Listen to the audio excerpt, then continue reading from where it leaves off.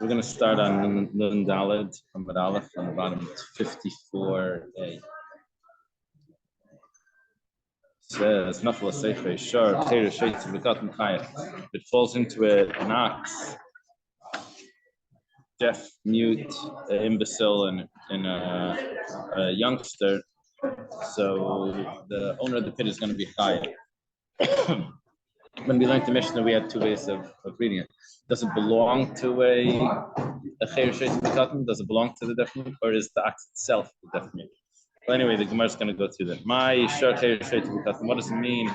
An ox, deaf mute, a imbecile, and a youngster, a minor.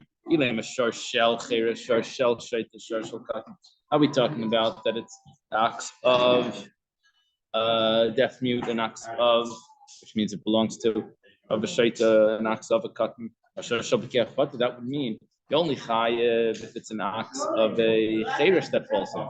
But if an ox of a intelligent person falls in, you'd be exempt. Mara says a little surprised about that. Where do you ever hear of an exemption because the owner is intelligent? Rabbi Yechanan changes the pshat. Says no, we're talking about the ox itself is a cheirish.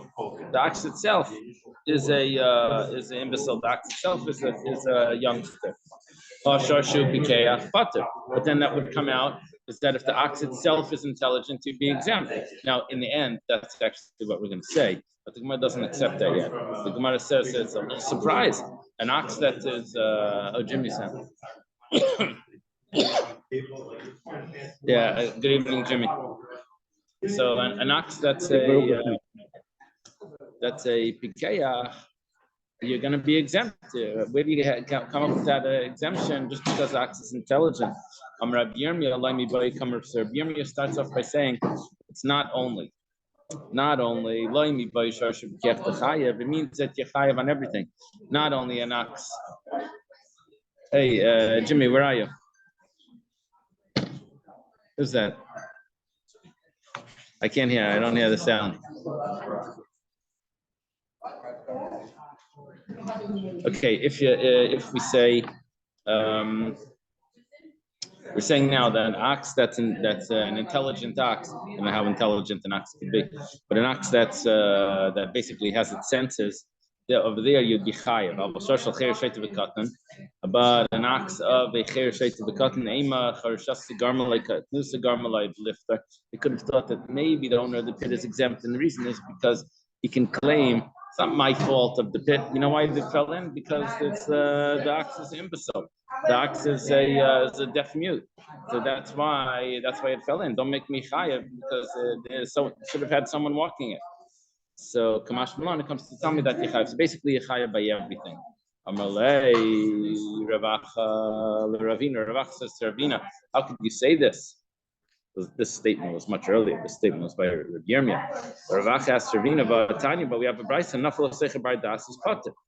That if a bar das falls in, we think now my love sure bar das. We're thinking that an intelligent ox, and if an ox with all its senses falls in, so you're going to be pater. You just told me that Yechayah. Now we have a brayso that says pater. Someone says lie. You translated the brayso wrong. It's talking about Adam, a person that's intelligent. A person that's intelligent falls in, then you're going to be the owner of the pit is going to be exempt. El miata Adam ben das with the pater, Allah ben das with the chayv. No, a person is always you're always exempt for a person. You're making it look that only an intelligent person you're going to be exempt for, but a person that's not intelligent you're going to have to pay. But 1 second, Sharvlei Adam tzid. I have a pasuk that says that you're always exempt if the person falls in. Elamai ben das min ben das. Rather, what it means is not that he's intelligent. It means he comes from a species that's intelligent, which means that he's a human being. Doesn't matter if he's a shaita or not. You're always going to be exempt. Amarlei. So he responds back. This is I'm not sure. It's Ravacha or Ravina. Probably Ravina. He said to Ravina.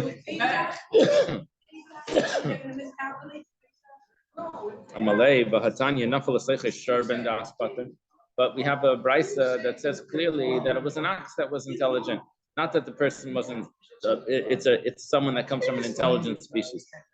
It says an ox that's intelligent that falls in is exempt. So Elam Rava changes the shot back to what we thought originally. An ox which himself is a deaf mute. An ox that's an imbecile. An ox that's a youngster. Dafka, specifically, such an ox is going to be chayav. You're going to be chayav for the death of such an ox. Aval sharvu pikeyach, but an ox that's intelligent, it's pater. My time. What's the reason? But Leilunion basically should have been looking where he's going. Tanya Namiyach was also taught in the Brisa. We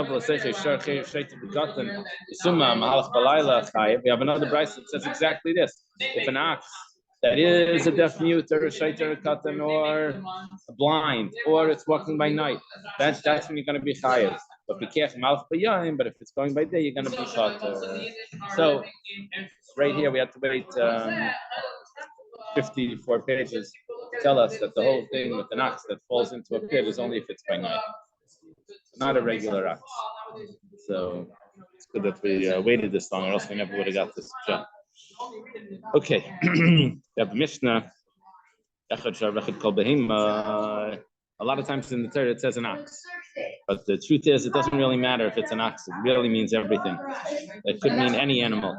Well, it doesn't matter whether it's Linafila Sabar falling into a pit, Sinai, to staying away from Mount Sinai. It says that no one was supposed to come too close.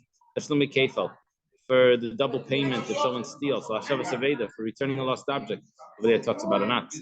Leprika, for taking a load off an animal. A chasima, for muzzling an animal while it's doing work. You're not supposed to do that. L'kalayim, you're going to see what kalayim means. Kalayim could mean two animals being plowing together, and kalayim could also mean two animals that are mating together. Well, the Shabbos, and also for doing work on Shabbos.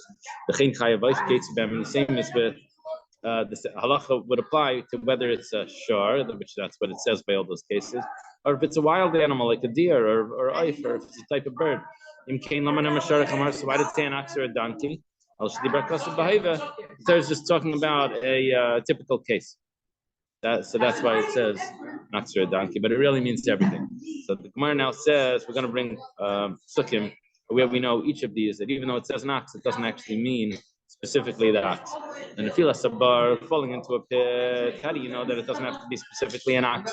When it says sharei chamar, it says kasav yashav labalav, that you have to return money to the owner. Called this leibailim, anything that has owners kedamran, as we said before. The precious are seen. So in others, it doesn't have to be just that just that type of animal. It could be anything. The precious are Sinai. Staying away from our Sinai. What does the pasuk say? In Behema Mish Layicha, it says you shouldn't come close to the mountain, not an animal and not a man. You shall not live. This is talking about a death penalty. And we know that a wild animal is included in the word behema. Whenever it says behema, which means a domesticated animal, it's also included a wild animal as well. Okay. Where does it say birds? So im behema, im ish, that's coming l'rabi says it says the word if. That's coming to include the birds as well. Tashlumi kefel, which im? I guess im behema. Tashlumi kefel, when it says they have to pay double, it doesn't matter what type of animal it was. Kedamrinon, as we said, I'll call the bar pesha, call the bar pshia. Anything that could have some negligence in it. How is yours translated? For any matter of liability. Which would mean it doesn't have to be only the ox or the donkey. For returning a lost object. Over there it says to any object of your friend. It doesn't have to be specifically the ox and the donkey. The prika for taking off a load off an animal doesn't have to be the ox or the donkey. Yalaf chamar mishabbos. So we're going to have several things that we're going to learn from Shabbos. But since on Shabbos it says that your animals are not allowed to do work, so we're going to include in that other animals, not just the ox or the donkey. And now we're going to learn that just like it says the animals by Shabbos, so we're going to learn from that the same thing applies to these other things as well, which is removing the load off a donkey that's collapsing. Lachasima, for muzzling an animal while it's doing work, which is not allowed. Yalaf Shabbos, we also learn from Shabbos that on Shabbos, just like it says an ox, it doesn't mean specifically an ox. The kalayim, when it talks about kalayim, also kalayim the harisha, if it's talking about that you're not allowed to plow two separate animals together, which is cruel to the animal because it goes at different paces. Yalef. Shor from Shabbos, we can learn Shor from Shabbos. Yeah, but there it says Shor, and by Shabbos it says Shor. Ox. Ikalayim darba. If it's talking about mating, crossbreeding, Yalef behemtcha Shabbos, and you can learn animal from Shabbos. It says by both of them an animal. The Gabi Shabbos minalan. Okay, so how do we know that when it talks about on Shabbos that your animals aren't allowed to do work? It's referring to any types of animals. So it goes like this. The Tani was started in a brayso. Rabbi Yisrael Mishum Rabbi Shmuel. Rabbi Yisrael says the name of Rabbi Shmuel. The Dibros Harishonos in the first tablets, which is discussed in Parshas Yisro, coming up in a few weeks, talks about the giving of the Ten Commandments. So over there it says that you have to stop doing work, and also your servant, your maidservant, and your animals. Okay, so we have the word animals by the Dibros Harishonos by the first tablet, Dibros Achronos by the second tablet. That over there it speaks about in the repetition of the Torah and the Deuteronomy. There it says, "Sharcha, Chamarcha, B'chol B'mtecha," your ox, your donkey, and all your animals. Gemara asks that Halishav Chamar B'chol Kol B'heimayu. Why does it have to say your ox and your donkey if it says all your animals? If all your animals is including also an ox and a donkey, Lami Yatsu. Why did it express specifically the ox and the donkey? It's coming to tell you, just like when it says over here, Shavach Hamar, it's coming to include also a wild animal and also a bird. You can't have birds do work for you. I don't know how they do work, but maybe. Afkol Chayvev Ketzibam. They would highlight the letter. Oh, maybe. Afkol Chayvev Ketzibam. Also, anything else is with any other halachas that we have. When it says Shavach Hamar, it's going to include also the wild animal and the bird, exactly like it does by Shabbos. Okay. Ema, the Gemara asks, just like it did on the page before that we learned this morning. Over there it said, Ema, the differentiation is klal. When it says animal in the first tablets, that's referring to the generality, a general rule. Apparently, you can do a klal, generality, specific generality. You can do that even though it's not next to each other in the same verse. Usually, it's in the same verse. The Gemara over here is doing this, anomaly. It's taking one in the book of Exodus, another in the book of Deuteronomy. So it says specific. Klal prat. Whenever you have a generality and a specific, then you have to only do specifically what was specified. It's only the ox and the donkey. The Gemara says like. The Gemara says Amri. Let's say differently. If you notice in Deuteronomy when it said the ox and the donkey, it then said and all your animals. So now we have a klal from the first tablets. We have the generality in the second tablets, and then you have the specifics in the second, and then you have the generality also afterwards. So a klal, a prat, a klal.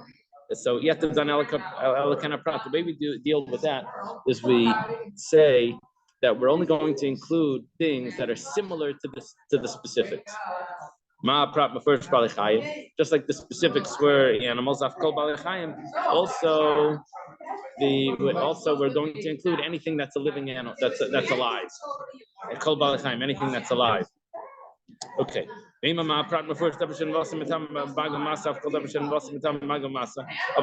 1 second. How are you including everything that's alive? You didn't say anything about birds. You only said an ox and a donkey. Those are things that if they die, the carcass gives off impurity through touching or through lifting. But birds don't have that. So maybe what's specific in those specific details is only something that gives off impurity, but not a bird. Maybe you can work a bird on Shabbos and all those other halachas don't apply to birds. The Gemara now says that everything that you could have just gotten which is that it gives off impurity and it's an animal, that I could have gotten from either the shar or the chamar. The fact that you added shar and chamar, which none of them are adding anything more to those specifics, it must be that you're coming to include the bird also. Which one should it say, should it have said? The Hainichtav Rachmana. Second, where's your pencil? What should the pasuk or the Eibishter have said? Rachmana means the merciful one. What should the merciful one have said? Ikas Rachmana Shar. If it would have only said the yaks, then I could have thought that which one is prohibited to work on Shabbos, Karvel Gamas Beach, and Shen Karvel Gamas Beach Light. Then only animals that are fit to be a sacrifice are prohibited. So Ikas Rachmana Chamar. So therefore, it has to say the donkey. So you can't get away with just saying shar, and then we're going to include the birds because it says chamar. It had to say chamar because else I would have thought only animals that are fit for sacrifice. Because of Rachmana chamar, and if we would have said the donkey, I could have thought that only things that are holy from birth. Because of Rachmana shar, so it adds in also the ox. Now the ox is coming to include, even the ox is also holy from birth, if it's the first point. But because that's not necessary, it's coming to include also horses, camels, and other things that are not holy from birth. Okay, so we don't have a proof to include birds. It says, coming to tell me a little different. Coming to tell me that when it says v'chol behemtcha, which we were saying is a generality. It's actually more than a generality. It's actually it's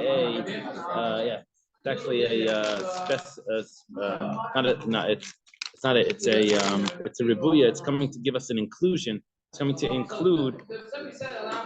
Well, the truth is, it's coming to tell us that you have to remove the whole topic out of this generality and specific. It says everything, and it doesn't. You have to take it away from limiting it to any rules. That's what it does when it says it's ribuya. The Gemara says anywhere where it says the word all, then it's taking it out of this klal prat or klal prat to klal. Agabi meiser the ksiv kol by meiser, which is talking about meiser sheni. It says kol, the word kol, which means all. Kadashin le b'klal prat, and we actually use the system of klal prat in that halacha. Sorry, I went very quick. No. 54b. Continue more. Yeah. More. 54A is long. Holding is down by my side. Go a little further. It's going to say my side.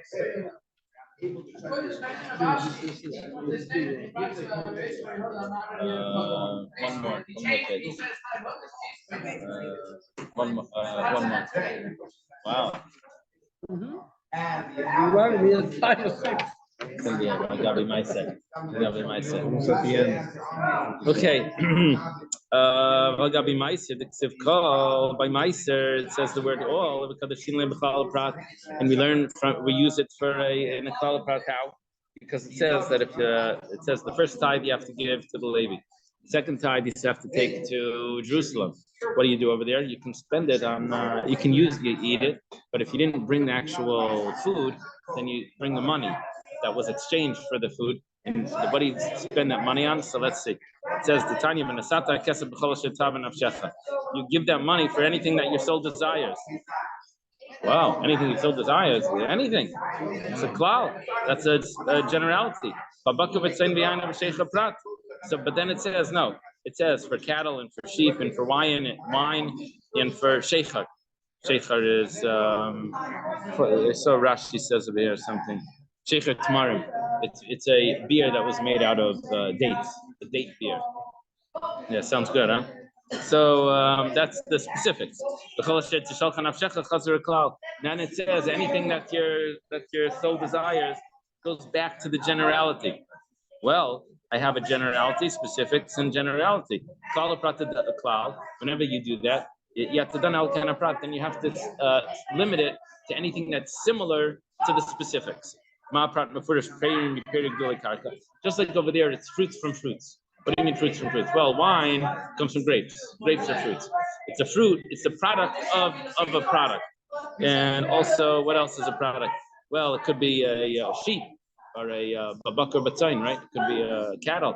Also, is a product of a product, which means that you can't use it on mushrooms and truffles and water and salt, because that's not a fruit from a fruit. But you can do anything that grows from the ground. I've called also anything that's a fruit from a fruit and grows from the ground, which is excluding fish, which doesn't grow from the ground. You can't buy fish with the Meiser Sheni. You take your money to Jerusalem, you can't buy fish with it. St. Peter's fish. Tilapia was like an Israeli fish. Okay, Amri. Okay, so where are we holding now? Yeah, the question. You told me that kol is never used in a klal of prat klal. Here we have the word kol, which means all, and it is used in the klal of prat. Amri bakol, when it says bakol, so klala, that's a generality. However, kol ribuya, but the word kol takes it out of those generalities, puts it into a different category where you don't see the generality. Iba yasema, you can say kol nami klalahu. You high kol dahacha ribuyahu. Usually kol, you're right, is a klal, is a generality, but over here it's different.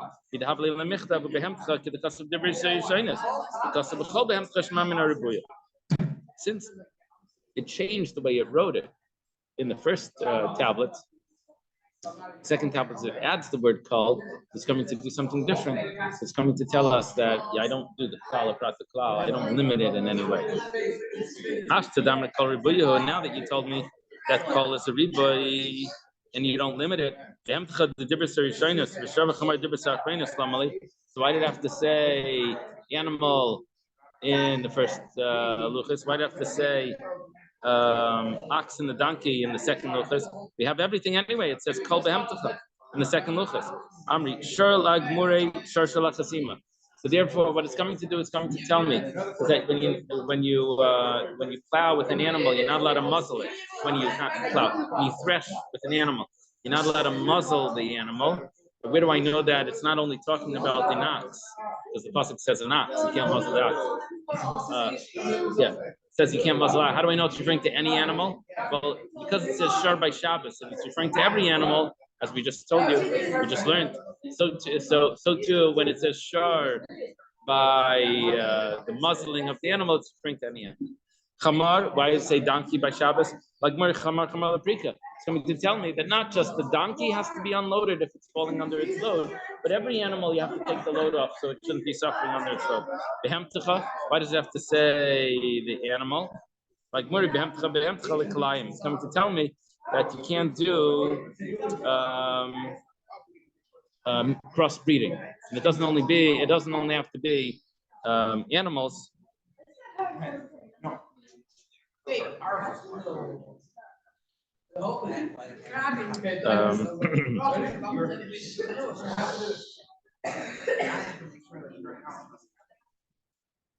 I don't know what else I could have thought from animals. Let me see what it says.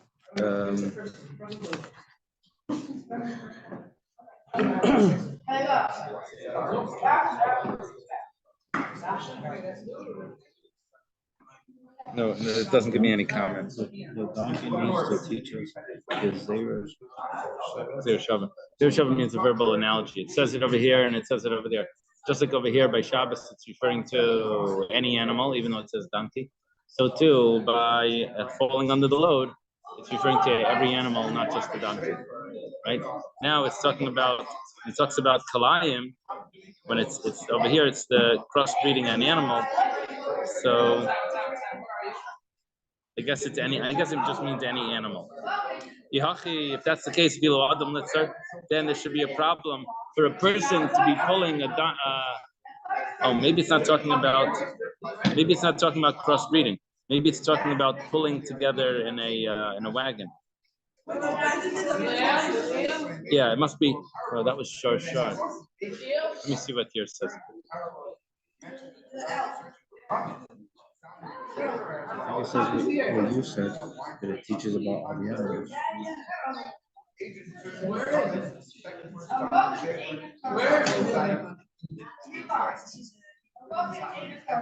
They don't tell you what it's talking about.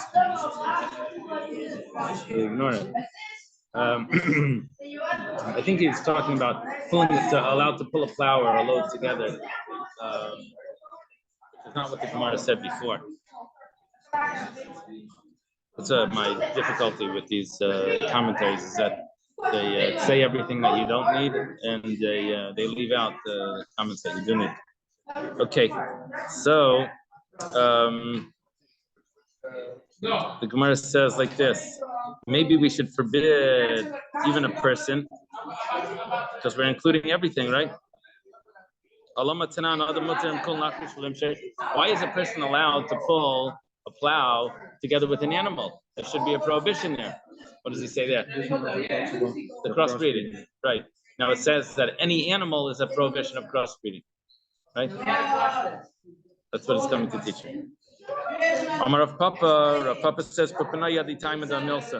the people from Pupanai, they know the reason for this. Who is from Pupanai? It says Rabacha Bar Yaakov. Amar Kra, the pasuk says,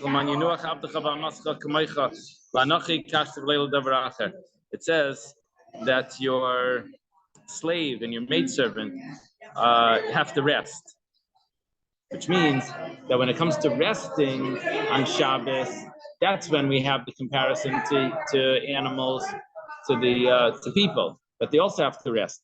But when it comes to pulling a plow together, you don't have that comparison, and people are allowed to pull a plow together with an animal. It's only two animals that you're not allowed to mix, right? Show Rabbi Chanina ben Ogel as Rabbi Chia Barabba. Chanina bar Ogel asked Rabbi Chia Barabba. Chia Barabba is a student of Rabbi Yochanan, a famous student of Rabbi Yochanan. It says, how come in the first luches, when we're going to read about the Ten Commandments, Parshas Yisrael, over there it doesn't say the word toiv, and it says that you should honor your father and mother, and if you do, then it will be so that it should be good for you. So it should be good for you. It doesn't say that in the first tablets. It only says it in Deuteronomy when it gets repeated. So why doesn't it say it in the first tablet? So Rabbi Chia Barabba tells to Rabbi Chanina ben Agil, he says, why are you asking why? First ask me if it does. I don't know if it does. So Tosfos over here said that obviously actually, where's this Tosfos?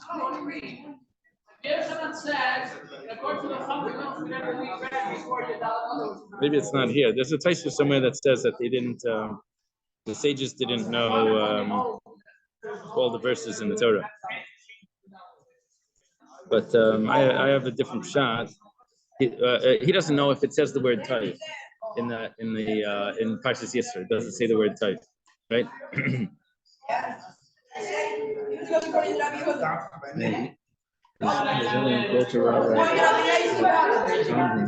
Yeah, that's the next thing. Yeah. He said, okay, but why doesn't he know? Why doesn't he just look in the Chumash? Because they learn the male child, the Talmudic time. Every Jewish male child learn the Bible, and most of the Bible by heart. Right. So why doesn't he know it?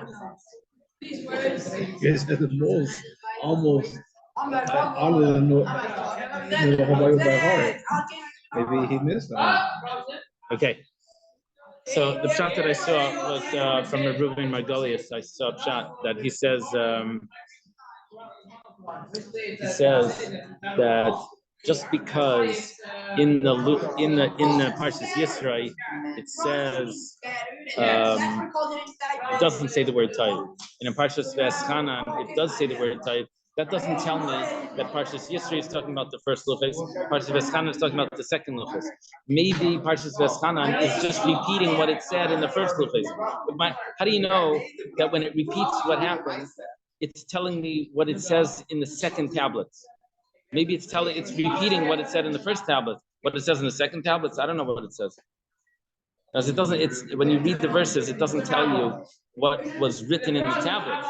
It's just telling you what he said as Moshe's repeating what happened years earlier, 40 years earlier. It doesn't tell you that that's the second tablet. We made that up. That the Yisra is the first tablet and Veschanan is the second tablet. We made that up. He says, I don't know which if it's the second tablet or the first tablet. Okay, whatever the case is, it says, Kal Chaytzu Rab Tanchem ben Chanilai She'regel Yitzur B'Shua ben Levi She'Yabaki Bagdada. You should go to Rab Tanchem bar Chanilai. He used to always hang around with Rabbi Shua ben Levi, who was an expert in Agada. They don't sell firm at all. Yeah, maybe they don't do firm at all. They are using, they're using. No. Are there people in the whole city not is it? How can they not? Hey, maybe they got pushed. How can you say that you don't read the real? After they came from because it's in football city. I push from football cities, even them they have to be good. So it says like this. So he went to him, I didn't hear anything from Rabbi Shua ben Levi. He went to Reb Tanchem bar Chanilai. I never heard from Rabbi Shua ben Levi.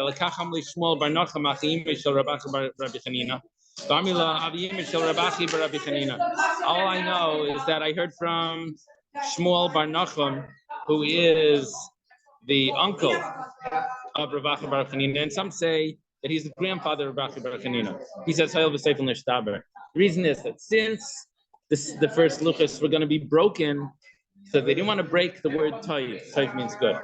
Okay. It says, if you say l'shtaber my happen, what's the problem if they're going to be broken and it says the word good in it? God forbid that the goodness will stop from Israel. We don't want to break the word good that's in the tablets. Okay. Amar Rabbi Yeshua. Rabbi Yeshua says, so some say it's Rabbi Yeshua ben Levi. It says, Haraya tes b'chalaymai simin yachalai. If someone sees the letter tes in his dream, it's a good sign. My timer. What's the reason? Maybe because the word tes is the word toiv. But 1 second, I have a verse that it's not such a great word. The tatase b'metate hashmid is going to sweep away the dirt. He's going to destroy. He's going to. How do they translate the tatase? What does he say? He's going to sweep away with the broom. What's he going to sweep away? Let me see what it says. Sweep it clear. Yeah. It's here at the bottom of it. And I'll write some commentary. It doesn't say what it is. Sweep it clear.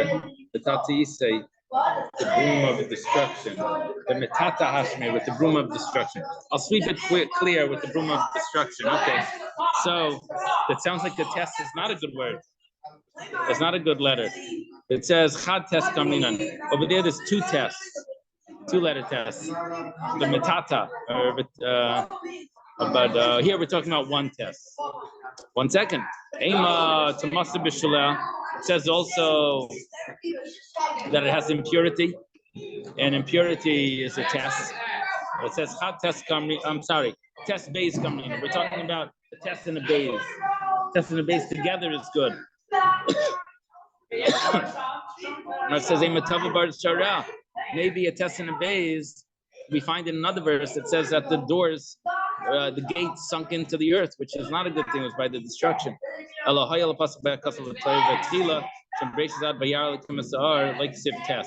It's because the first time it says the letter test in the Torah, it's not because we have a word that says it has the test in it. Because then we have good words and bad words with test is in it. The reason is because the first test in the Torah was said by the word Torah. I'm Rabbi Shua ben Levi. If someone sees a eulogy in his dream, that means they had compassion on him from heaven, when they redeemed him. That's only if he sees the words. The word hesped, not if he saw an actual eulogy. Okay. Also, while the animal and a bird are exactly the same. Is a Reish Lakish or a Levi? I have an abbreviation. You have Reish Lakish? Okay. I got it over here. Said here Rebbe was taught. Okay.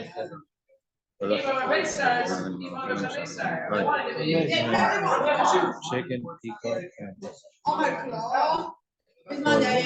Is that what you have? It says Tabas, Tarnagol, Tabas, Besyoini, Kalaim Zebazeh. The Tarnagol is a chicken. Tabas is a peacock. What's Besyoini? A peasant? Pheasant? partridge. What is it? Partridge. Partridge? This is It's a type of slav. It's a type of quail. Okay, so it's kalayim. Those are different birds. You can't mate them together. Versus cheetah, obviously different birds. Since they grow, they're raised together. I could have thought that maybe they considered one species. Mashmon is telling us that even though they grow together, they hang out together, it's still really different species. It's not the same species. Okay, Amar Shmuel. Shmuel says, Avaz a bar. I have a goose. Is it a goose or a duck? A goose. He's not saying, just saying a technical. a domestic goose and a domestic goose and a wild goose. It's a duck goose. Kalayim zebazeh. They're considered kalayim. They're considered, you can't make them together. Askafla Rabba Bar Chanan, Rabba Bar Chanan. He asked the question, my time, what's the reason? I think this is the son-in-law of Rav, maybe. No, that was Rav Chanan Bar Rav. I don't remember. My time, what's the reason? What's the reason why they're considered kalayim? Is it because one of them has a long neck, and one of them is a long neck or a long beak? One of them has a long neck, and another one has a short neck. If that's the case, neck, right? It says beak. That's interesting. It's funny because Rashi says tzavar. Oh, it says thick beak, a thick neck. It says a thin neck, but you say it's a beak. Okay. one's beak is long and the other one's beak is short. Okay. Gamla parsa gamla taya. I think it means a Persian. A Persian camel and a Arabian camel. The high olim kuei, the high cotton kuei. This one has a long neck, a strong neck. This one has a short neck. That's a thick neck, and this one has a thin neck. That's what it means. Oh, okay. Kuei. The thing is like this. Kuei could mean a beak, and it also could mean a neck. Yeah, it depends on which animal. Okay, good. So over there by the goose, it meant a beak, and over here it means a neck. So Hachanami David Kalayim Zebazeh, you're going to say that the two camels, they have different sized necks, they're going to be Kalayim, that you can't make them together. Elamar Abaya says no. The reason why those birds are different is because they're beits of mibachut, they're beits of mibachnim. I guess the testicles are either on the outside of the goose or on the inside of the goose. That makes it into a different animal. Rav Papa says that there's a like a cluster of eggs in one of them, and it will carry like a bunch of eggs at the same time. The other one, the wild one, will only have one egg at a time. Once that egg is laying, then it gets another egg. That's why it's considered a different animal. Amar Rabbi Yirmiyah, Amar Rabbi Reish Lakish. Rabbi Yirmiyah says the name of Reish Lakish. If you crossbreed two fish, two species in the sea, you got malchus. My timer, what's the reason? We learn a verbal analogy from the dry land. Just like on the dry land, you can't crossbreed. So it's on the sea, you can't crossbreed. Rachba has a question. Let's say someone pulls a wagon with a goat and a fish. In other words, he has a goat pulling the wagon, and he harnessed the fish together with that wagon. And I would say it would be more like a dolphin, not just a fish. But anyway, they have these lifeguards. That's like a dolphin like came close and they grab onto it and it like takes them out. And, they hold on to the back. So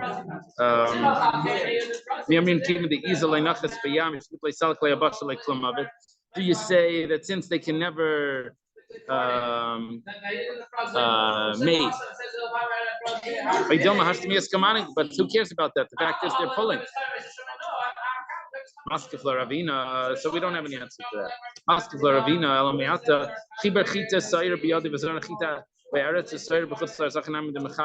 Let's say he plants wheat and barley very close to one another. The only thing is, it's right over the border. The wheat was in Israel, and the barley was outside of Israel. You're going to say you're chayav? Amri, they said 1 second. Hachi hash the hasam eretz makom chiyuva. Over there, outside the land of Israel, you don't have the same halachas of kalayim in the diaspora. You don't have the same halachas. But over here, when you have the animal and the fish that are leading the both of those have a problem that you're not allowed to have two species pulling a wagon. Why? Why doesn't you like it? Yeah, so that's why over here there's a real question. Okay, let's leave it over here. And what is my time? If it's a part of the trees, it wouldn't matter because one is